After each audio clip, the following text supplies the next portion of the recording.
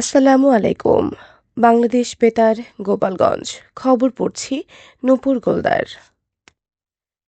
নড়াইলের লোহাগাড়ায় জাতীয় মৎস্যপক্ষের সমাপনী অনুষ্ঠান ও বিজয়ীদের মাঝে পুরস্কার বিতরণ করা হয়েছে। গতকাল দুপুরে লোহাগড়া উপজেলা পরিষদ মিলনায়তনে উপজেলা প্রশাসন ও মৎস্য দপ্তরের আয়োজনে এই অনুষ্ঠানের আয়োজন করা হয়। উপজেলা নির্বাহী কর্মকর্তা এস.এম. মুস্তাফিজুর রহমানের সভাপতিত্বে অনুষ্ঠানে বক্তব্য দেন উপজেলা ভারপ্রাপ্ত মৎস্য কর্মকর্তা মোহাম্মদ মাসুম খান সহ সংশ্লিষ্ট কর্মকর্তারা। সভায় দেশের পুষ্টি চাহিদা পূরণ, কর্মসংস্থান ও অর্থনৈতিক উন্নয়নে মৎস্য খাতের গুরুত্বপূর্ণ ভূমিকা তুলে ধরা হয়। এছাড়া প্রাকৃতিক জলাশয়ের সুষ্ঠু ব্যবস্থাপনা, জীববৈচিত্র্য সংরক্ষণ এবং আধুনিক প্রযুক্তি নির্ভর মৎস্য চাষের উপর গুরুত্ব আরোপ করা হয়। এই উপলক্ষে কুইজ, রচনা ও সাঁতার সহ বিভিন্ন প্রতিযোগিতার আয়োজন করা হয়। অনুষ্ঠান শেষে এসব প্রতিযোগিতায় বিজয়ীদের মাঝে পুরস্কার বিতরণ করা হয়। ফরিদপুরে ৫৩তম গ্রীষ্মকালীন ক্রীড়া প্রতিযোগিতা আয়োজনের লক্ষ্যে প্রস্তুতিমূলক সভা অনুষ্ঠিত হয়েছে। গতকাল সদর উপজেলা পরিষদের ডিজিটাল হলরুমে এ সভা অনুষ্ঠিত হয়। সভায় প্রধান অতিথি হিসেবে উপস্থিত ছিলেন সদর উপজেলা নির্বাহী কর্মকর্তা মিশকাতুল জান্নাত রাবেয়া।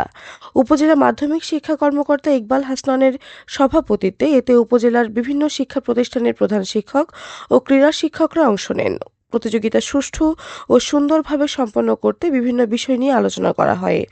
সভায় prime minister gold cup football tournament এবং নতুন করে স্পোর্টস ২০২৬-এর ১০টি ইভেন্টে শিক্ষার্থীদের অংশগ্রহণ নিশ্চিত করতে দ্রুত রেজিস্ট্রেশন সম্পন্ন করার জন্য প্রতিষ্ঠান প্রধান ও ক্রীড়া শিক্ষকদের প্রতি গুরুত্ব আরোপ করা হয়। ফরিদপুরের বোয়ালমারীতে নবম শ্রেণীর এক স্কুল ছাত্রীকে গণধর্ষণের মামলায় ৩ আসামিকে যাবজ্জীবন সশ্রম কারাদণ্ড দিয়েছে আদালত। একই সঙ্গে প্রত্যেককে ১,০০,০০০ টাকা করে জরিমানা, অনাদায়ে আরও ১ বছরের বিনাশ্রম কারাদণ্ড দেওয়া হয়েছে। গতকাল দুপুরে ফরিদপুরের নারী ও শিশু নির্যাতন দমন ট্রাইব্যুনালের বিচারক ও জেলা জজ মোহাম্মদ আবুল বাশার মিয়া এ রায় ঘোষণা করেন। মামলার বিবরণে জানা যায়, ২০২০ সালের ২৮ জানুয়ারি মোবাইল ফোনের পরিচয়ের সূত্র ধরে ওই স্কুল ছাত্রীকে ডেকে নদীর তীরে নিয়ে একটি নৌকায় গণধর্ষণ করা হয়। এ সময় ঘটনার ভিডিও ও ছবি ধারণ করা হয়। পরদিন ভুক্তভোগীর পরিবার বোয়ালমারী থানায় মামলা করে। রায় ঘোষণার সময় আসামিরা আদালতে উপস্থিত ছিলেন।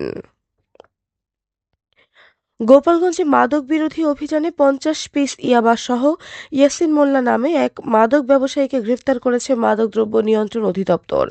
গতকাল সদর উপজেলার হরিদাসপুর ইয়াসিন মোল্লার বাড়িতে অভিযান চালিয়ে তাকে গ্রেফতার করা হয়। মাদকদ্রব্য নিয়ন্ত্রণ অধিদপ্তর জানায়, অভিযানের সময় তার কাছ থেকে ৫০ পিস ইয়াবা উদ্ধার করা হয়েছে। এ ঘটনায় মাদকদ্রব্য নিয়ন্ত্রণ অধিদপ্তরের পরিদর্শক মোহাম্মদ খোরশেদ আলম বাদী হয়ে গোপালগঞ্জ সদর থানায় একটি নিয়মিত মামলা দায়ের করেছেন। মাদকের বিস্তার রোধে এ ধরনের অভিযান অব্যাহত থাকবে বলে জানিয়েছে সংশ্লিষ্ট কর্তৃপক্ষ। গোপালগঞ্জে ট্রাক ও বাসের মুখোমুখি সংঘর্ষে নারী সহ ৩ জন নিহত হয়েছেন। এ ঘটনায় আহত হয়েছে অন্তত ২০ জন। গতকাল দুপুরে গোপালগঞ্জ টেকেরহাট আঞ্চলিক মহাসড়কের সদর উপজেলার বৌলতলী এলাকায় এ দুর্ঘটনা ঘটে। বৌলতলী পুলিশ ফাঁড়ির ইনচার্জ শফিউল আলম দুর্ঘটনার বিষয়টি নিশ্চিত করে জানান, টেকেরহাট থেকে গোপালগঞ্জগামী সোনালী পরিবহনের একটি লোকাল বাসের সঙ্গে বিপরীত দিক থেকে আসা একটি ড্রাম ট্রাকের মুখোমুখি সংঘর্ষ হয়। এতে বাসটি সড়কের পাশের খাদে পড়ে যায় এবং ট্রাকটি সড়কের উপর উল্টে পড়ে। এতে ঘটনাস্থলে একজন ও হাসপাতালে নেওয়ার পথে আরও ২ জনের মৃত্যু হয়।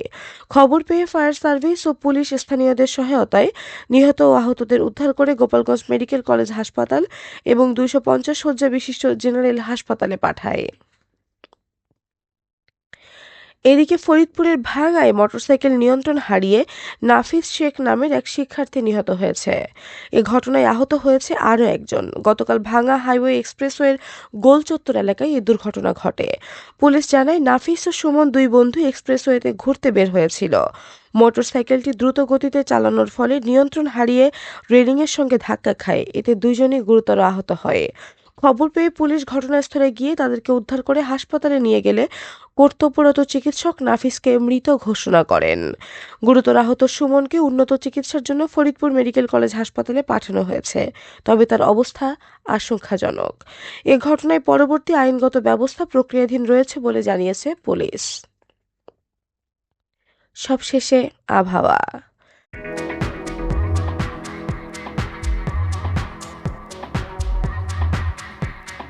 আজ বেলা ১টা পর্যন্ত দেশের অভ্যন্তরীণ নদীবন্দর সমূহের জন্য আবহাওয়ার পূর্বাভাসে বলা হয়েছে, খুলনা, বরিশাল, পটুয়াখালী, নোয়াখালী, কুমিল্লা, চট্টগ্রাম এবং কক্সবাজার অঞ্চলসমূহের উপর দিয়ে দক্ষিণ অথবা দক্ষিণ-পূর্ব দিক থেকে ঘন্টায় ৪৫ থেকে ৬০ কিলোমিটার বেগে অস্থায়ীভাবে দমকা অথবা ঝোড়ো হাওয়াসহ বৃষ্টি অথবা বজ্রসহ বৃষ্টি হতে পারে। এসব এলাকার নদীবন্দরসমূহকে ১ নম্বর সতর্ক সংকেত দেখাতে বলা হয়েছে। খবর শেষ হলো। আমাদের পরবর্তী খবর প্রচারিত হবে সকাল ১০টা বেজে ৩০ মিনিটে বাংলায়।